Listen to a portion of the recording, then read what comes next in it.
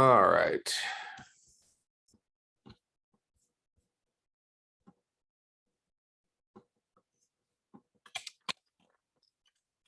So midterm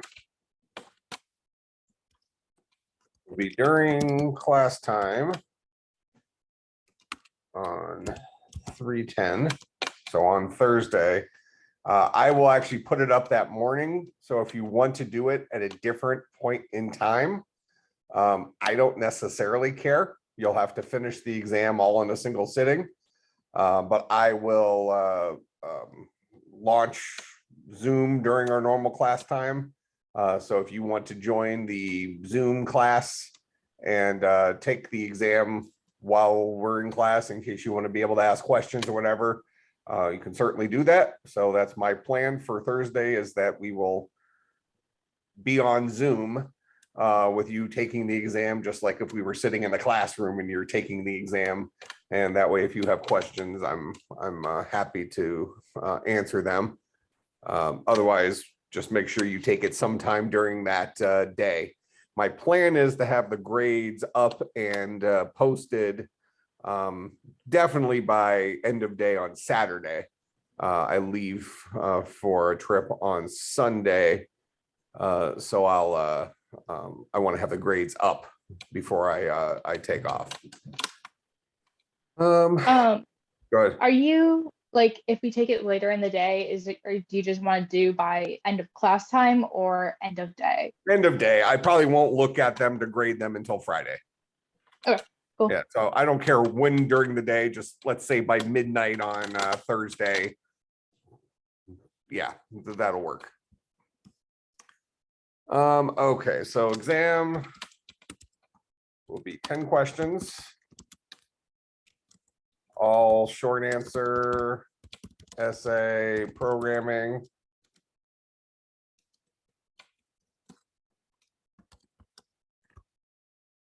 So no true false, no multiple choice, my usual exams, or my usual exams. There will be at least one conversion question. That's either convert from one base to another base, or from, or let's say dealing with sizes like bytes, bits, gigabits, etc. So again, those are things that all computer science folks should have a background in. So there will be one question that deals with that. Hopefully that's not something you need to study for at this point. That should just be something you know, but otherwise make sure you review that, the table that goes from, 1 bit, 1024 bits is a kilobit, 1024 kilobits is a megabit, so on and so forth. A byte is 8 bits.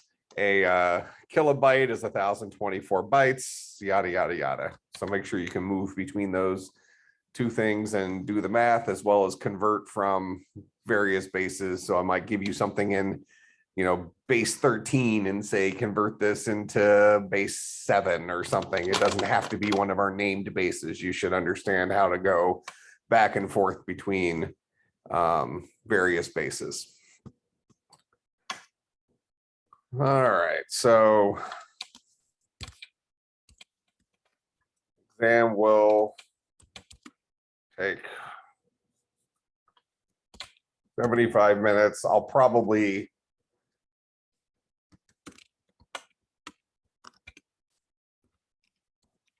about 50 minutes. So I'll probably design it as if it's kind of a normal length class, even though our Tuesday, Thursday classes are a little bit longer.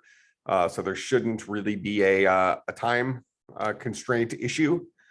But since people are going to be taking it during normal class time, and they might have a class immediately following that, I will have the cutoff at that 75 minutes. So everybody has, equal opportunity. Okay, so questions about the logistics of the exam.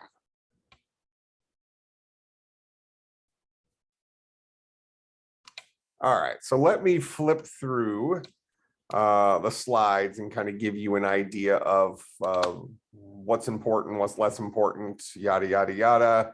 I'm guessing about half the exam will be programming. The other half will be more explanation, maybe reading code, telling me what this does.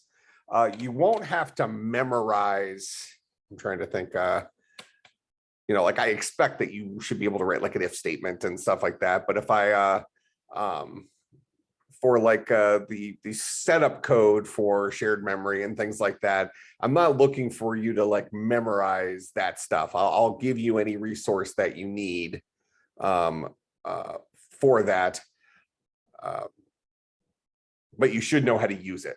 If I say, here's the generic code for, you know, attaching to shared memory, whatever, there will probably be at least one, if not a couple of questions where I give you kind of a scenario and ask you to propose a solution in terms of the interprocess communication stuff we've discussed, something along those lines. So make sure you're familiar with the things we've talked about and kind of what their roles are in interprocess communication and how you might accomplish some tasks using them.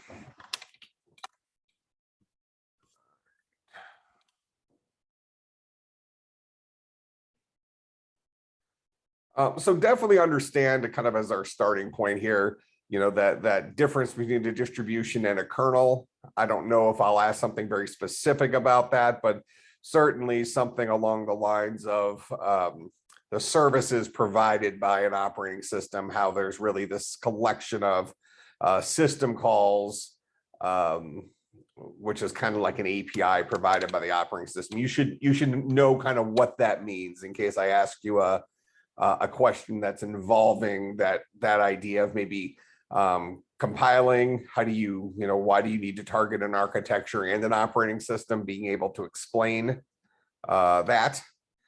At this point, we've only talked about process management, interprocess communication stuff.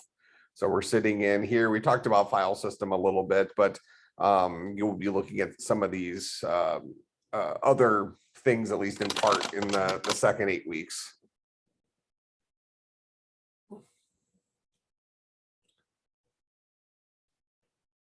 Certainly know the word protocol, like what it means, communication language. I won't ask anything about HTTP specifically, but we're talking about how these things talk to each other. Start introducing. So we've been talking about multiple processes instead of multiple threads, but they're very similar to each other. So this is kind of our introduction. You should definitely understand the idea of having different processes and what that means in terms of an operating system, that a process has a unique ID on the operating system, and you know, what the, you know, what complications come from that, and which is why we have this interprocess communication stuff, so those guys can talk to each other. All right, nothing about that. Talked about APIs. So then we start getting into system calls. So definitely know what system calls are. Like we've been using like the fork system call, for example, what these guys actually accomplish. I could ask a question about threads versus processes. It probably wouldn't go very, it wouldn't be anything programming wise, since we really haven't looked at code for threads, although it's pretty similar to codes for processes, except we attach a thread to a function. But certainly understand the difference that you know, a process gets its own CPU time, keeps track of all this information, where a thread is like a lightweight process and shares its CPU time with the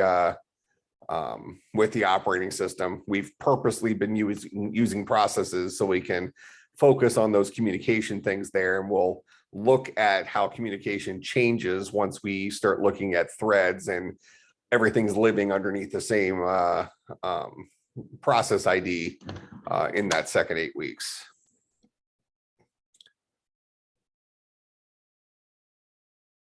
Okay, so definitely know what a process ID is. I probably wouldn't ask you what is a process ID, but I guess it's fair game.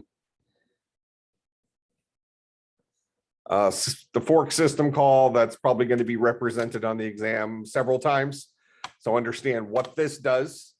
understand the resulting value, that if the value that comes out of fork is a 0, that you're the child process. Otherwise, you are the parent process and you have the process ID of the child that you just created. So know those values that come out of fork, because there probably will be some questions that will rely on you understanding the return value of fork. Also know these commands like get PID and then get PPID for getting the parent's process ID. And definitely understand the consequence of when you have multiple processes, how do they become aware of each other? You know, a parent knows about their child processes, a child process knows about their parent, but children don't necessarily know about each other. And then what are some mechanisms in which we might allow children to share that information? Something along those lines.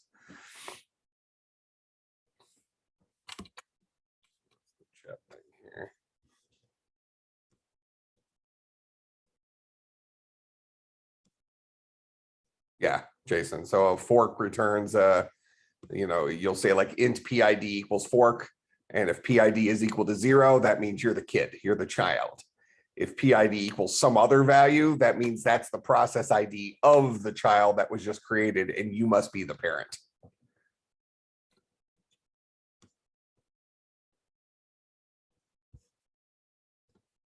Okay.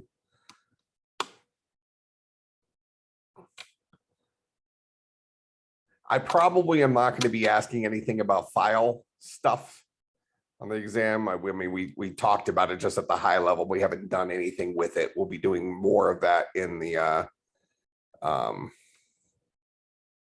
second 8 weeks, and really writing to and reading from a file. What we did was kind of showing the weaknesses of using that for having processes talk to each other. So, you know, the idea is that using files to share information probably is not the best way of doing things.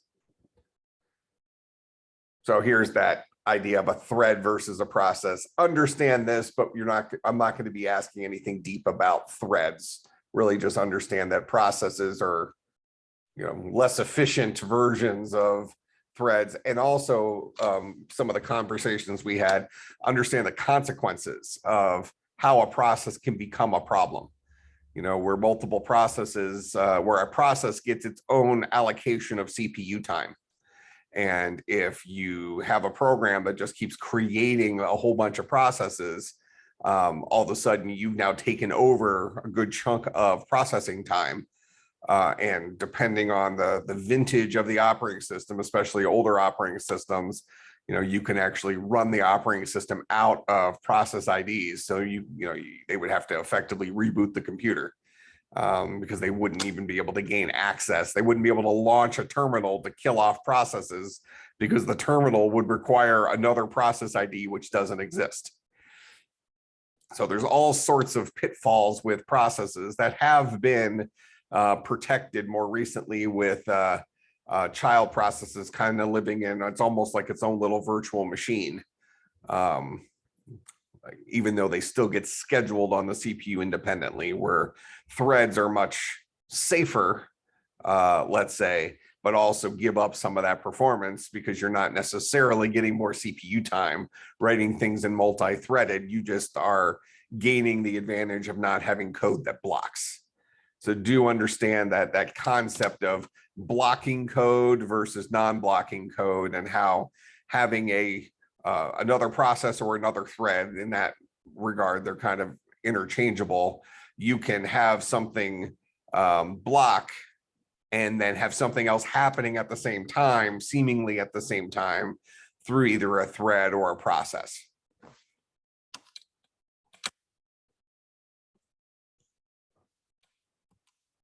All right. We haven't messed with this exec system call yet. We'll do some of that in the second 8 weeks when we use some of our other calls from Unix. We have used exit. We have used fork. Fork we've used extensively. So definitely be very, very, very familiar with the fork system call. That will make an appearance multiple different ways on the exam.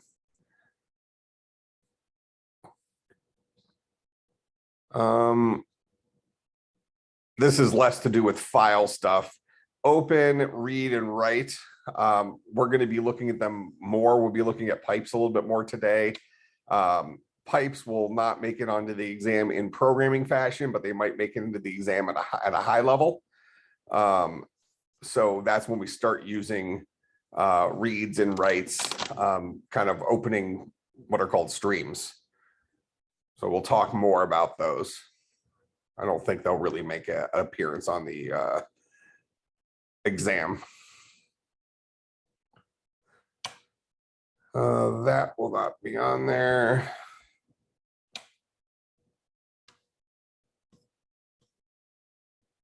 Definitely get PID and get PPID. We didn't do anything with alarm. We used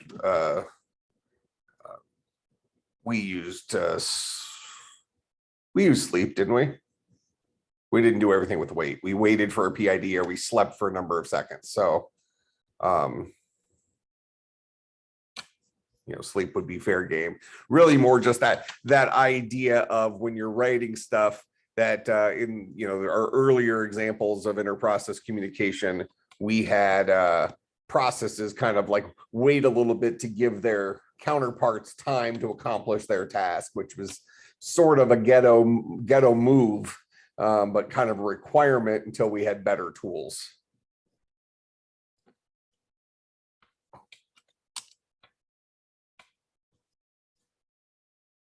Okay, we didn't look at mmap. We looked at shared memory, and we're just starting to talk about pipes now, and we'll talk about that some more today.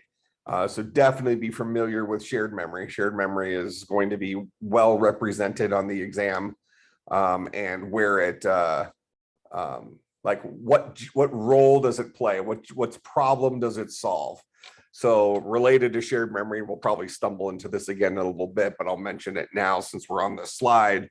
Really understand that difference where when you have a local array, even if you use malloc to generate new memory, and then you create a child process, both of those processes have their own copy of that array, but it's not linked in shared memory.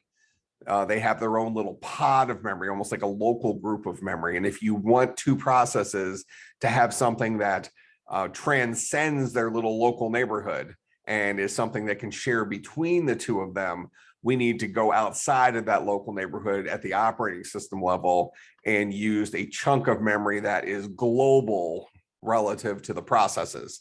And that's where shared memory comes in.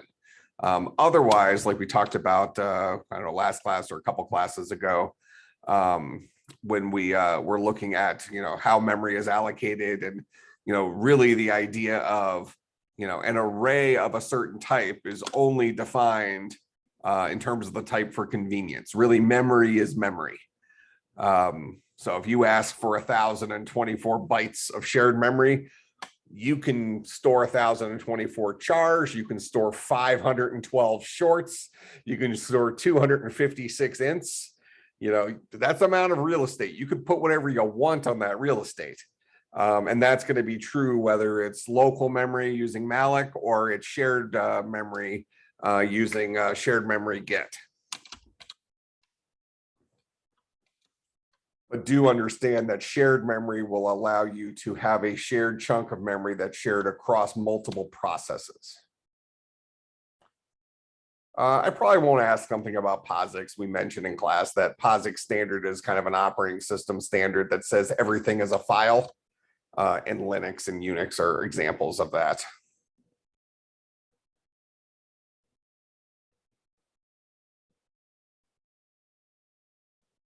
I said we're probably not going to do much file IO stuff.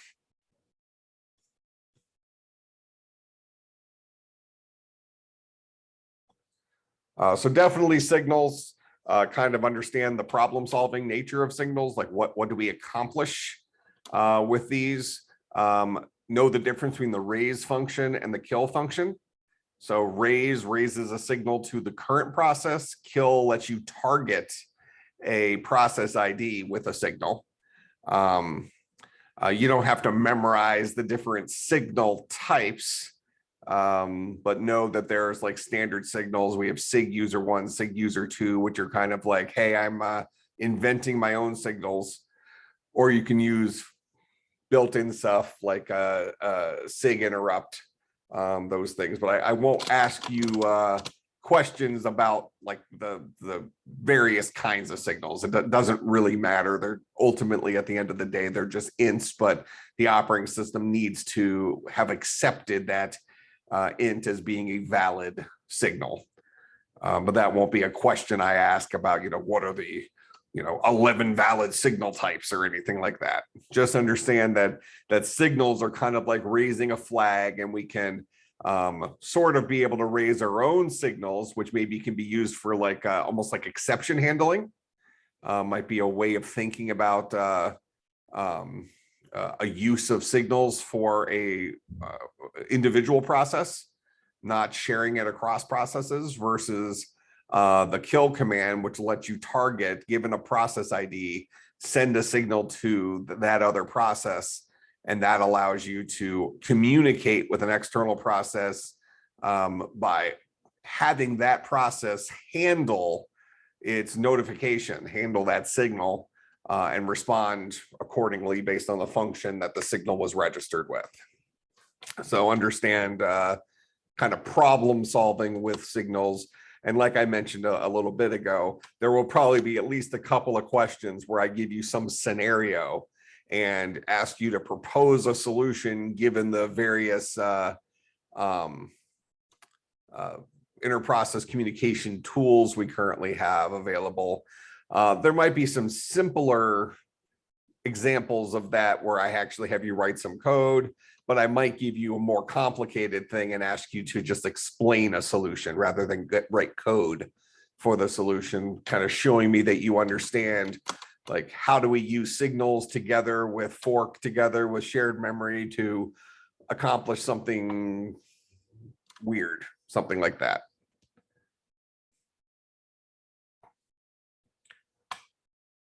All right, so I mean, there will probably be a question dealing with, something along the lines of, if you have two child processes, how do they find out about each other?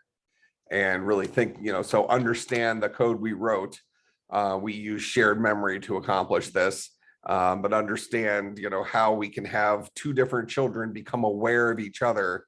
How does that communication actually occur using what we currently know? Okay, definitely have this slide completely memorized with all the typos, and definitely be very familiar with shard memory. It's a new thing. It's in the current Linux kernel. Yeah, I would say this slide's a waste of time. It's still better than Emily's version, but whatever. I'm pretty sure that one is my version, just an FYI. Yeah, I think so. Well, then my version was better.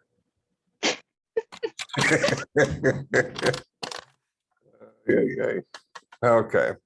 Along the lines of shared memory, definitely know kind of the difference between shared memory get and then actually attaching to it. So shared memory get gets us that segment ID, which is an int, and that piece can be shared among multiple children, if you remember my ineptitude. Whereas shared memory attaches to, that's the one where the children themselves attach to the shared memory linked by that shared memory, that segment ID for the shared memory. All right, so we would call shared memory get once prior to creating children. And then we would have the children attach to that shared memory. Although I think we actually showed that they as long as they're attaching to memory outside of it, then they didn't each have to attach. But anyway, you cut it, the segment ID needs to be shared among all of them. You can't recreate it each time because you'll get different values.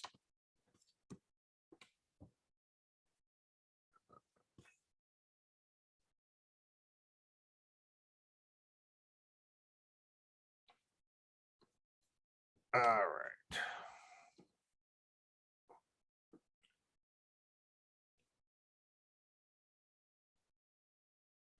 We only talked about file locking. We didn't actually do anything with file locking. This was leading us into our discussion with semaphores.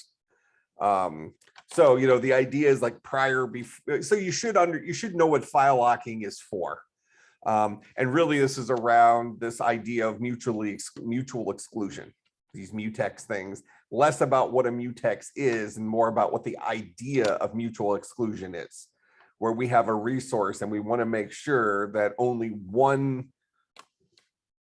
process can access a resource at a time, and we need to somehow govern that access. So that's what mutually exclusive access is. We looked at binary semaphores that only gives individual access, but there's also counting semaphores. And I used the example, probably something like a McDonald's, where you run in and there's 5 registers and you can go to any one of the 5. So you grab the register that's currently open. So you can have counting semaphores as well, which control multiple resources, but no more than that. And they allow somebody to grab the current resource that's available. So nothing code-wise with file locking, but understand that it's kind of like a first stab at how do I protect a resource by almost having like a bouncer at the door, where accessing a resource goes through. So this would be the idea of the resource is the file. And we need to have a way of kind of protecting a file so only one process can write to it at a time. You know, maybe we can allow lots of processes to read from a file since that's not changing it, but we only want the file to be able to be changed by one process at once. We don't want to play that game of having 2 processes that open a file for reading and writing. And the final state of that file is whichever process wrote it last, because they both open up the same file, then they both make their own independent changes. And then whoever writes last, that's going to be the final state of the file. And now, you know, we have basically the data of the first person who wrote has been lost, whatever changes they made. Kind of giving a rationale of why we might want the idea of controlling access to a file. So file locking is specific to files, where semaphores are more generic in terms of protecting resources, whatever that resource is, including a file.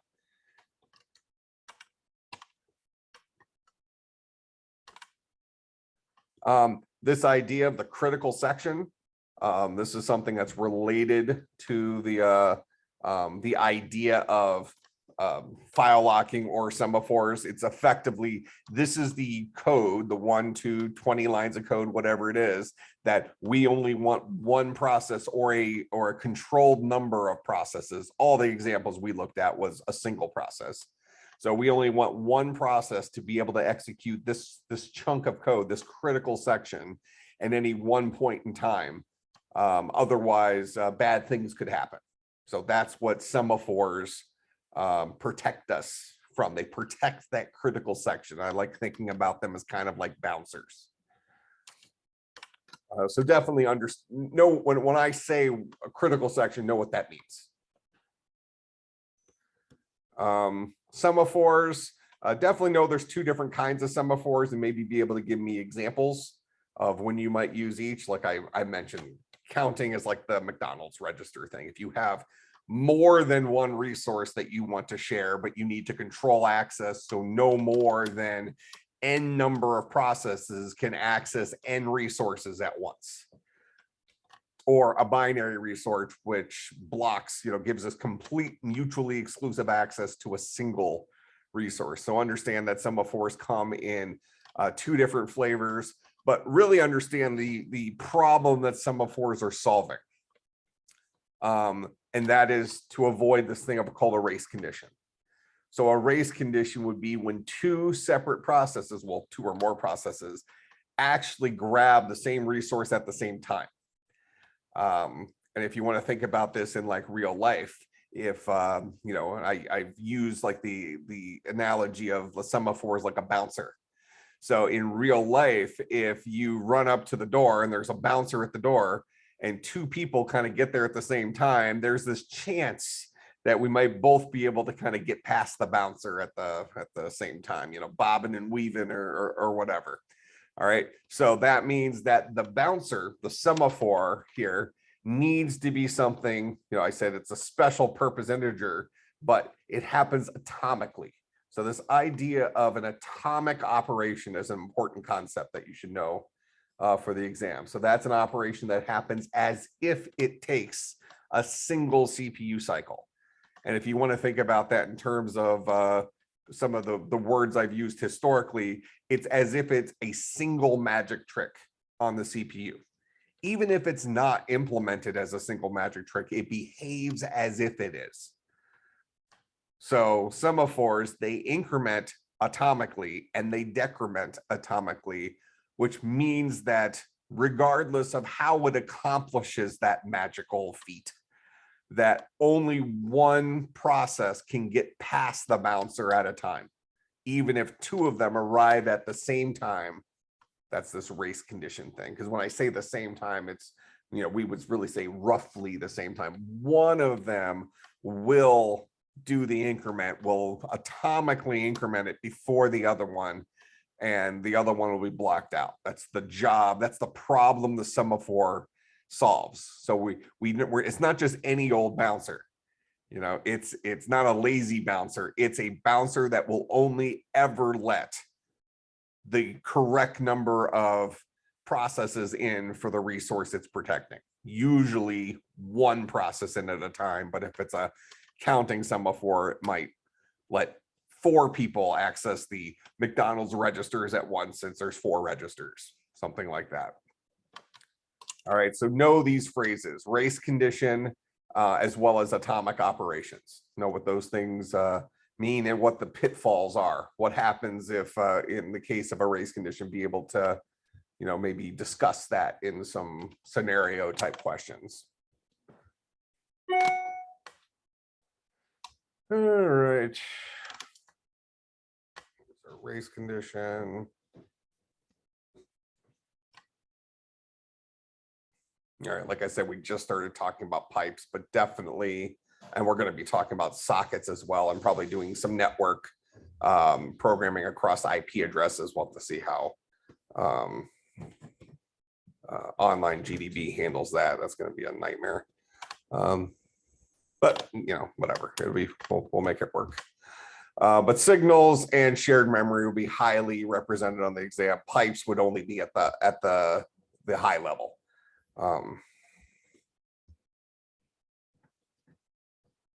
Oh, and by the way, I did get a compliment for most of you are in, or many of you are in Blades 490 class, and he said that you all knew merge sort really, really well. So hopefully drilling that over the last 3 years, 4 years is has served you well.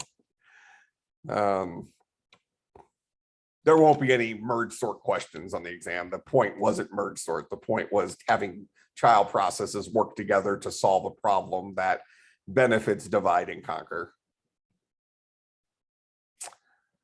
Okay, so I think that's the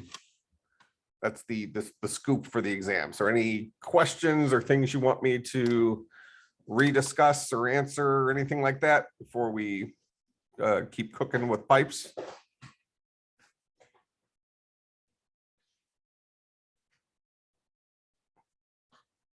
Okay. But like I said, make sure you get the exam done sometime between when I first put it up, which I expect will be sometime tomorrow night, maybe, if I were guessing, but certainly by Thursday morning, sometime between then and the end, you know, midnight on Thursday, just so I have it available to grade on Friday and Saturday. But I will open up the class Zoom link just like this during class time on Thursday, and I'll sit here for the, well, I mean, if nobody shows up, I won't just sit here, but feel free to come and do the exam during class time, and I'll sit here the whole time and make myself available in case you have questions or whatever. So if you prefer that scenario just from a stress perspective, or if something goes wrong, I could reset the exam, that kind of stuff. Feel free to take advantage of it being during class time. I don't want you to feel like that's not an option for you, but if you prefer the flexibility, you're free to have the flexibility. Okay, so no further questions. Let's go back to thinking about our pipes and look at some more code examples. When we think about a pipe, it is a one-way communication channel. So if we want two processes to have full two-way communication with each other, they need to have two separate pipes created. One pipe, process A reads from and process B writes to, and the second pipe, process A writes to, process B reads from. So they just have to kind of manage. It's almost like having walkie-talkies, like you're carrying two different walkie-talkies, and one of them you can only listen to, and the other one you can talk into. And you have to kind of manage that relationship. Or you can deal with one-way communication where maybe the parent is sending stuff to the child, and the child always reads the stuff, or vice versa. All right, but important concept of pipes is they're only unidirectional. All right, and being as we're working with a Posix operating system where everything is a file, the way we implement a pipe is through a file descriptors. There's actually an array of file descriptors. So let me jump back into some code here.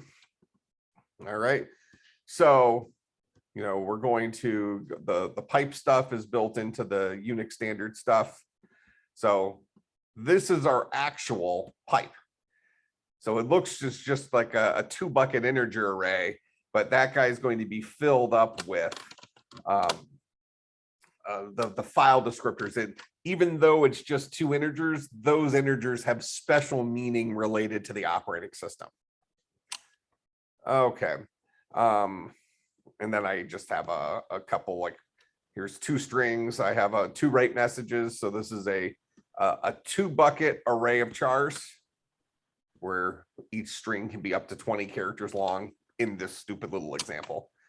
And then for reading something in, I'm just reading into a maximum size of 20 bytes. Why is it bytes? Because we define this as a char array.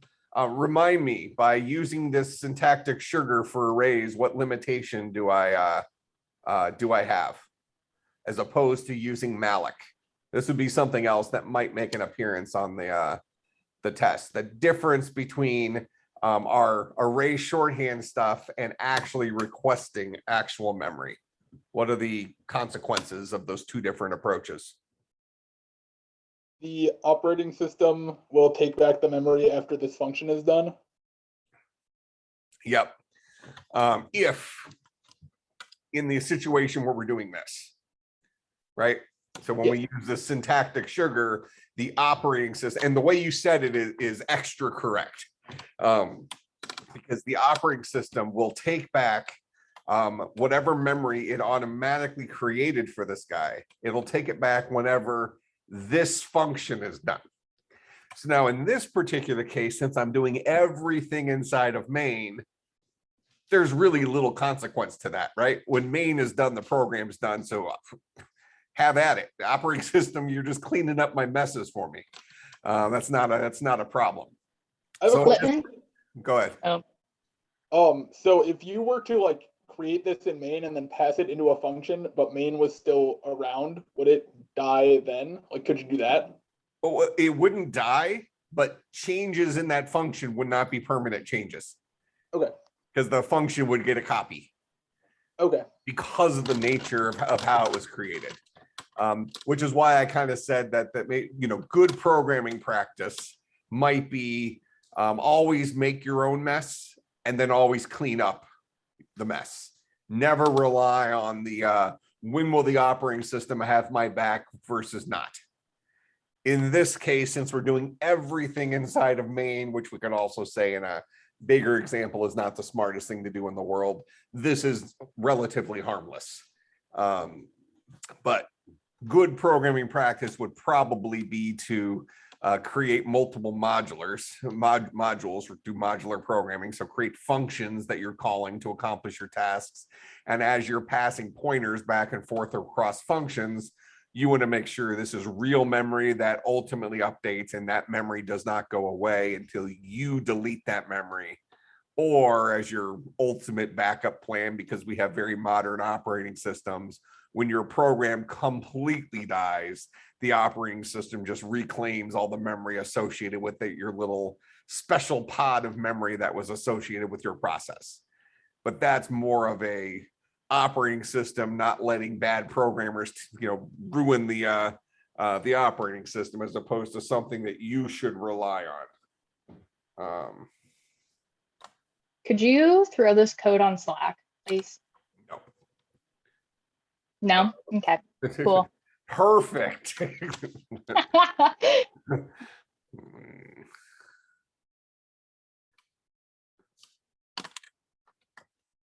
that code. Give me a second. I just need to reply to this real quick.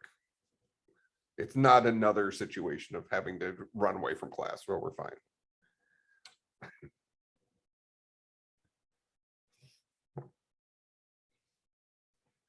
Okay.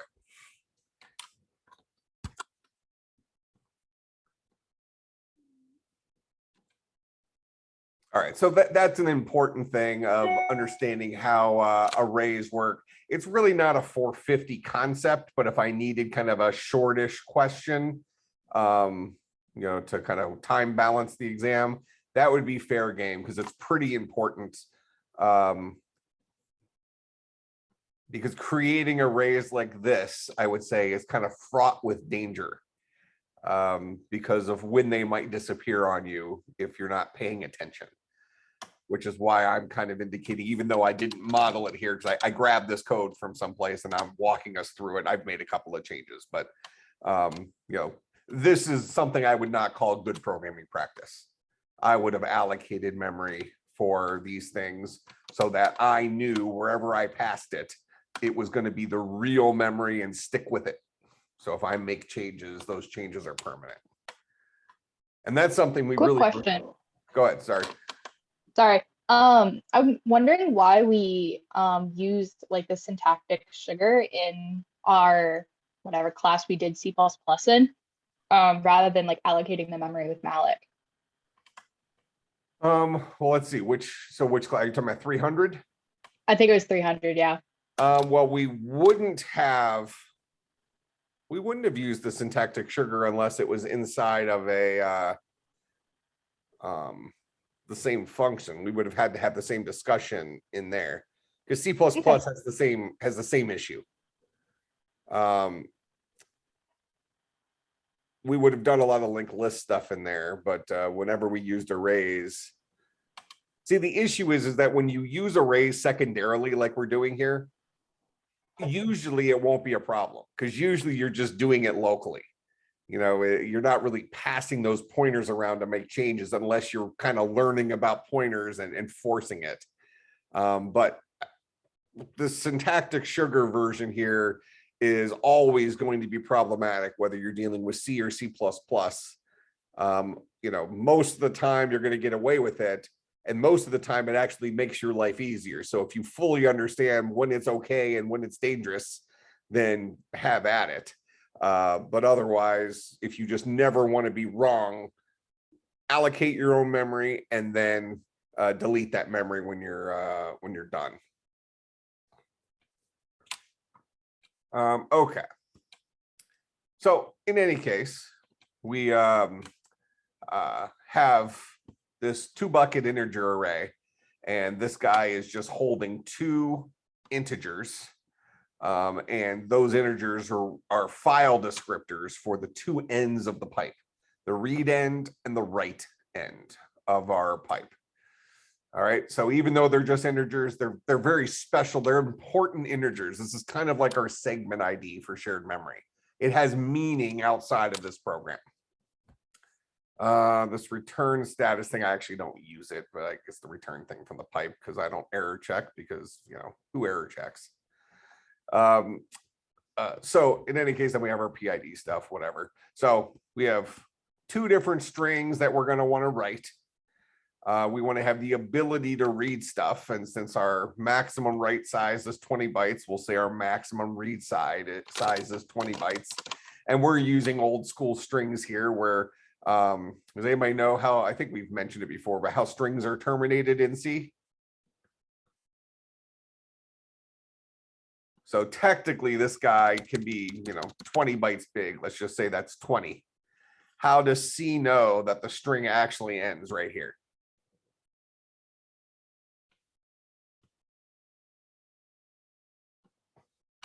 There's a hidden character \0.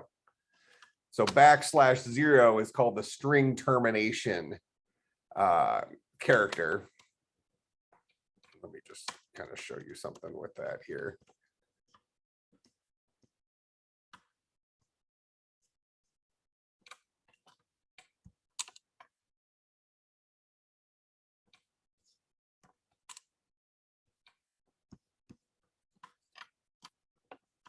So if I say char s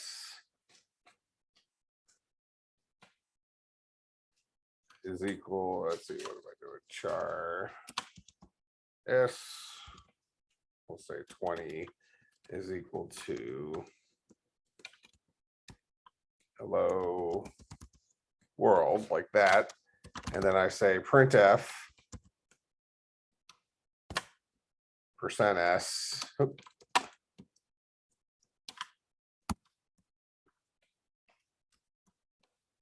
S, this will print out hello world.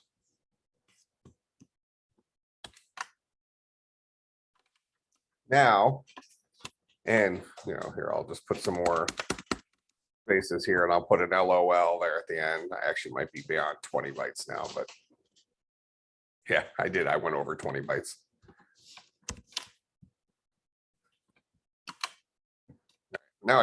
Now it fits. So you know, I have some space here. Well, this is bucket 0, 1, 2, 3, 4, 5, 6, 7, 8, 9, 10. So right now, after this guy here is a \0. If I put in a bucket 11, my \0, if I say s at bucket 11 is equal to \0 as a char.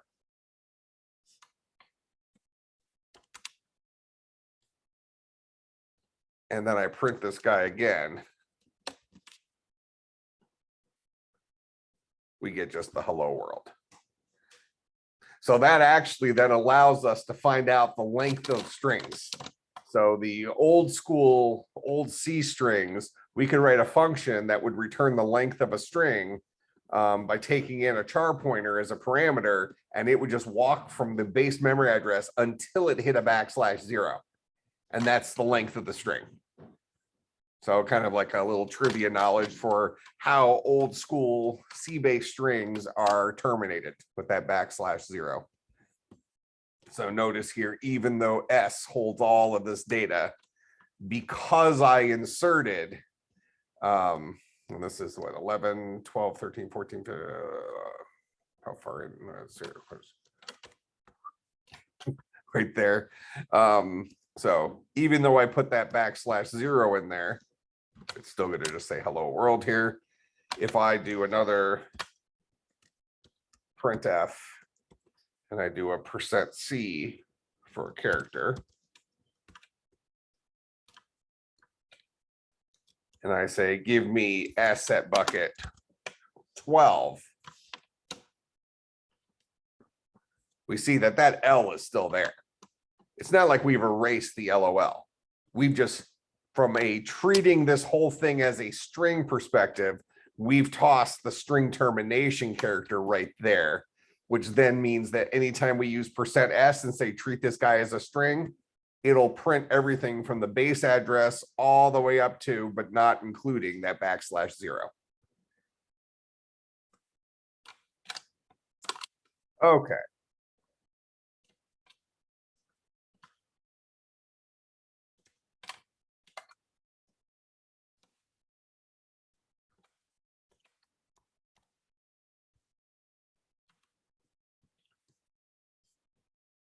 So a couple messages we want to write. Here's our thing for reading in. We just made it big enough that it can read any message that we're writing. So this is just very arbitrary. This is where we actually create our pipe. I'm not even using the return value. So let's just dump that and minimize stuff. So this takes in a 2-bucket integer array and fills it up with the correct file descriptors. This is our system called pipe here. So this guy creates a one-way communication channel. Okay. Then as usual, we call our fork system call and we know what happens with that. So we say, hey, if the process ID is 0, we're going to say in this particular case, the child is in charge of reading. And the parent's going to be in charge of writing. Because again, two-way communication. So these two, the child and the parent are talking to each other, but they're doing it in the context of the parent's the one always writing. They're yelling into the walkie-talkie, and the child's the one listening to the walkie-talkie and doing whatever they're doing as a response. Okay, so if I'm the child, the very first thing I'll do, and notice that reading, we read from the file descriptor stored at bucket 0. We write to the file descriptor stored at bucket 1. That's in our 2-bucket integer array here. So a pipe is always, so this is the magical system call that takes something like this and fills those 2 integers up with the special file descriptors that the pipe system call negotiated for us with the operating system. All right, and we did that before our fork. So both of those children have this 2-bucket integer. Well, the child and the parent have the 2-bucket integer array right there. All right, so the child's going to listen to bucket 0. They're going to, so they're reading from this location into this destination. And the size of this last thing is the max number of bytes. So if we kind of put a little thing here. So this is read, this is the source, this is the destination, this is the max bytes. So that's the parameters for the read function. I'm going to read from this pipe into this string, this character array. And the most that I'll read is 20 bytes. Why? Because that guy was only built to hold 20 bytes. So if I read more than that, I'm now filling up memory that I don't own, which C allows. But your mileage may vary type of thing. You know, we saw a few minutes ago when I walked off the end of my string, got some crazy symbols because that was owned by something else in the system that had already filled it with stuff. Just, you know, you can't count on the memory being available just because, you know, it happens to not be used unless you personally claimed it. All right, so the child will read something, then they're going to write out whatever they read, then they're going to read again, and then they'll write out whatever they read. The parent is going to write stuff, then write something again, and then they're going to wait for their child. I think we saw last class or the class before that wait null only waits for one of your children to die. It just so happens in this case, I only have a single child, so this is sufficient in this case. All right, and what we're going to see here, so we'll go ahead and run this. We're going to see that the parent wrote the first message. And when they wrote a message, they wrote to the file descriptor of bucket 1. That's the writable one. All right, so a pipe is one way. So 0 is always the read side, 1 is the write side. The message they're going to write is the write message. So in this case, it's hi. And we're going to write the size of that guy. So the size of that first one is only 2 bytes. All right. even though when we read it in, we read a maximum of 20 bytes. Okay, we read a maximum of 20 bytes into this guy with the correct string termination character. But I didn't get 20 bytes the first time. It only sent me 2 bytes, but that's okay because I was going to read whatever it gave me only up to a maximum of 20. All right, so we wrote hi. This is where the child got the hi. Then we wrote hello. That's the second one, right? Hello. And this is where we actually write it.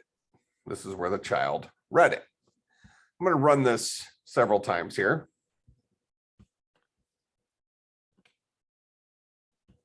See, the parent's always going first, the child's always going second. And we're not doing any weighting. There actually is some built-in weighting in here because of the cost of doing IO. So since there's no guarantee that we get to this line before we get to this line, we are sitting there inside of 2 different processes.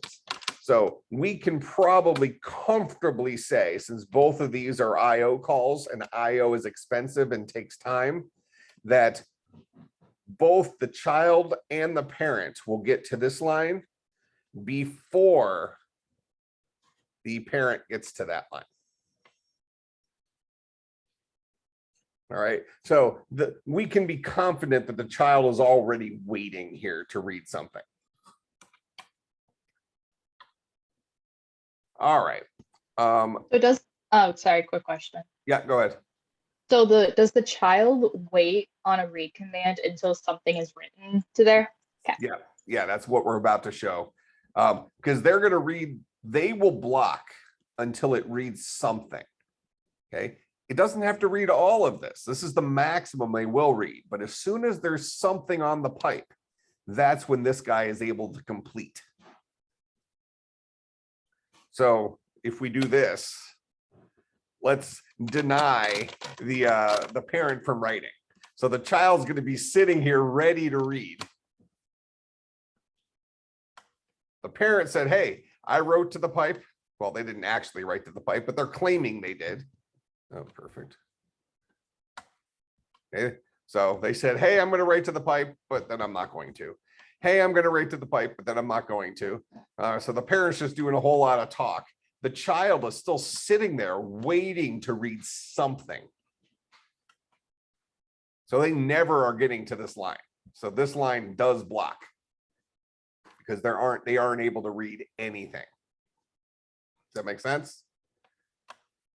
So now if I go and I unblock just the first write,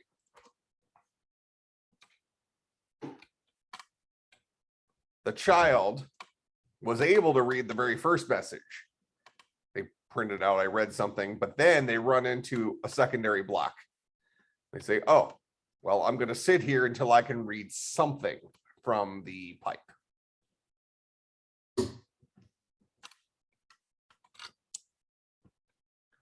All right, so we'll do our second write here. That way they can complete their job. Now, what I'm going to do here is I'm going to say, let's sleep for, well, 2 seconds. This should be enough.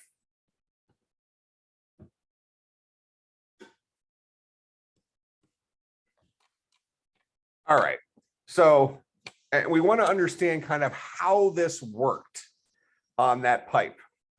How did the pipe actually function? So we would say, I waited 2 seconds here. Based on our experience, we would say plenty of time went by for the parent to accomplish both of their rights. We saw it happen, right? These 2 lines were already spit out well ahead of, here, and actually I'm going to throw another statement here. Printf, parent is done. Something like that. All right, so we see that the writes do not block. So the parent wrote the first thing, then the parent wrote the second thing. This is all happening before the child even tries to read. and then the parent claims that they're done. But notice here that the child was able to get the first thing that was written, and the child was able to get the second thing that was written, even though both of those things were written initially before the child even read the first time. So this comes back to kind of a synchronization question. So one thing that we've had to deal with is, and we've been, kind of ghetto using sleep to accomplish this, is how do we synchronize two processes? How do we synchronize two processes to make sure that they're doing stuff in the right order? So maybe in this case, well, if I want to make sure, like we might be concerned before we just saw how it worked, we might be concerned to say, well, how do I make sure that I don't write my second thing until after the child has read their first thing? Because I don't want the child to miss this message. Because we might be concerned that, oh, well, I wrote hi and then I immediately overwrote it with hello. So I kind of wasted my time with the hi, but we saw that the child was able to read the first thing and they were also able to read the second thing. So what does that tell us about how a pipe actually functions from a read and write perspective? What do you think if you were making a guess and you were the one implementing the pipe infrastructure? How does a pipe seem like it's working? Does it have some sort of like memory to it so that like when something goes through it, it keeps track of it? Yeah, so a pipe seems to be a little bit more than just a dumb communication channel. There's some kind of buffer, right? There's probably a limit. We probably can't just write a gigabyte of data to a pipe and expect that it's just going to remember all of that. But it does seem to allow us to queue up messages so that we just make sure we receive the messages in the order that they were written, not necessarily that we have to wait to write a message until the previous message has been read. And we could probably look into it and find out what that limit is. Maybe it's 1,024 bytes. Maybe it's a lot bigger than that. I'm not sure. But there's some sort of buffer, which is how we usually call it in C, just a memory chunk that's managed somehow. Maybe it's managed as a queue, maybe it's managed as a stack. Probably a queue makes the most sense because once you've read it, you've lost it. So when we read from the pipe here, that reading from the pipe again does not get us that high message a second time. So once we read from it, we've shifted down to the next message that was being written.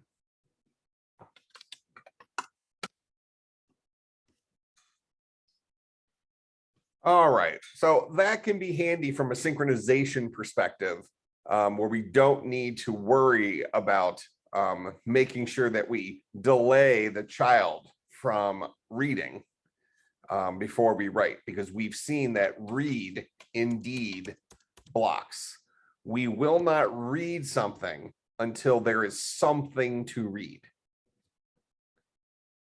And notice here that, and again, I put in max bytes here. So this line here says, I'm going to read from this into this, which could hold a maximum of 20 bytes. And we're saying the maximum that I'm willing to read is 20 bytes. But that doesn't mean read until I collect 20 bytes. This just says read whatever's there. As soon as there's something there, something at the front of the queue. All right, so as long as the queue currently is of size 0, I'm going to block. As soon as something is written to the queue, it doesn't matter how big it is. Is it 1 byte? Is it 10 bytes? I'm going to read whatever that something is in its entirety until I hit my maximum amount that I'm willing to read. That prevents us from overwriting our memory. So if we try to write something giant,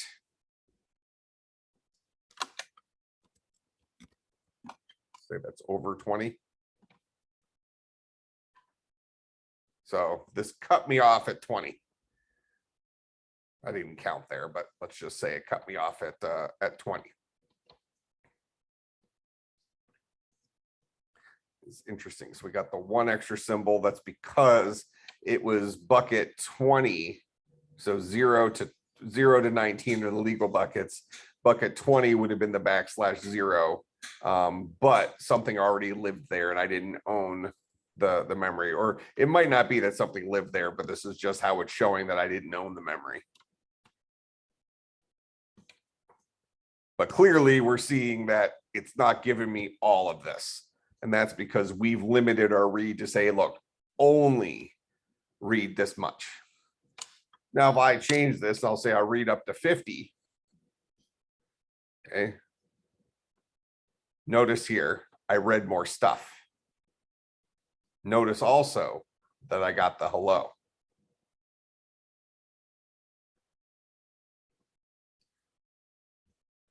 It's kind of actually an interesting thing there. I got the hello, but I also got the second hello.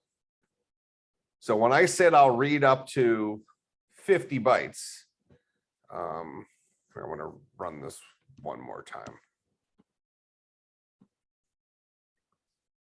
Because we're waiting. Oh, it didn't read the hello. Okay, got it. So in this case, where's my right?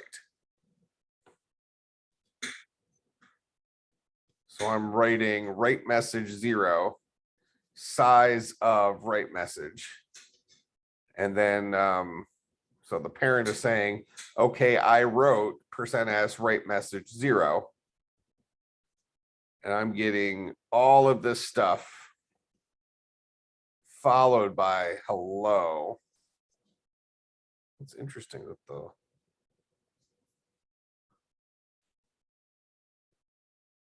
so I'm writing from bucket 0. Bucket 0 is this guy. And the amount I'm going to write is the size of write message 0, which is going to be this whole string, but my maximum is 20.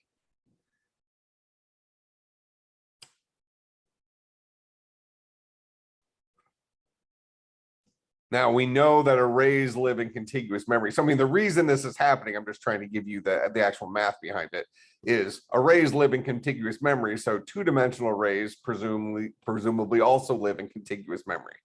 So this is the portion of the first array that it read until, but then when it ran out of real estate there, when it ran out of its 20 bytes, it started walking into the second bucket of that array in contiguous memory.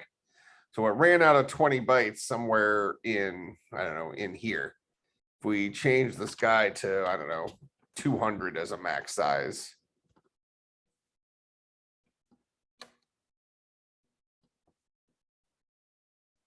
Now we didn't get the hello, but notice here that the second thing we wrote ended up being, you know, we didn't end at the 20. So when we decide to write over something, so the 200 here,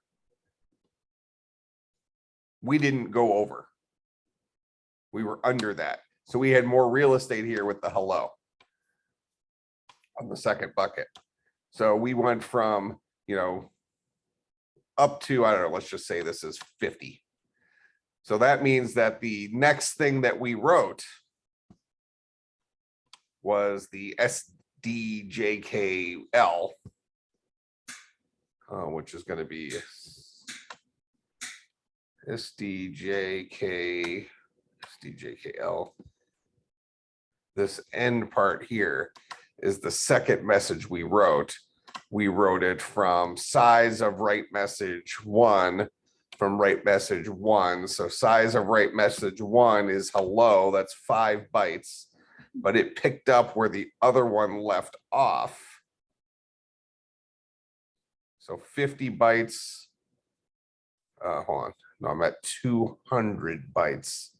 There's not 200 characters there. So it makes sense that this is the guy that would write based on, that's the same length as hello. But why is that the last part? Oh, this is the read. I'm sorry. Yeah, so the write wrote out however long it was, up to 200 bytes, but I didn't use 200 bytes, no problem. The write worked. So then the second thing the parent wrote is this. But now the read is where things get interesting, because on the child side, when I read, I only read in the size. Well, I read it up to 50. I hard coded a 50 instead of size of read message. So what I read here was the first 50 bytes. But then when I read again, I read the next maximum of 20 bytes, which was the rest of that string. I didn't get to the next part. So this is showing you that memory buffer that's inside of the pipe. That when we read as much as we say our maximum amount we'll read is, and then the next time we read, we pick up where we left off. So that kind of tells us that it's really not implemented as a queue, because a queue would kind of be like, oh, here's bucket 0, here's bucket 1, here's bucket 2. It's really reading it as a stream of bytes where it just remembers where it left off last time and picks up from there. And that helps us be able to write binary data. Let's say that I'm only going to allow myself to read 50 bytes at a time, but I wrote a gigabyte of data initially. Well, that would allow me to get the entire gigabyte of data all from, let's say, bucket 0, but I'd be reading it in 50 bytes at a time. All right, so make some sense how generally pipes work. All right, questions, comments, concerns, bribes. So I will see some of you on Zoom during class on Thursday for the exam. Otherwise, I will try to have the exams all graded by end of day Saturday, so you'll at least know the grade. And then I will see everybody after break. All right, have a good one. You too.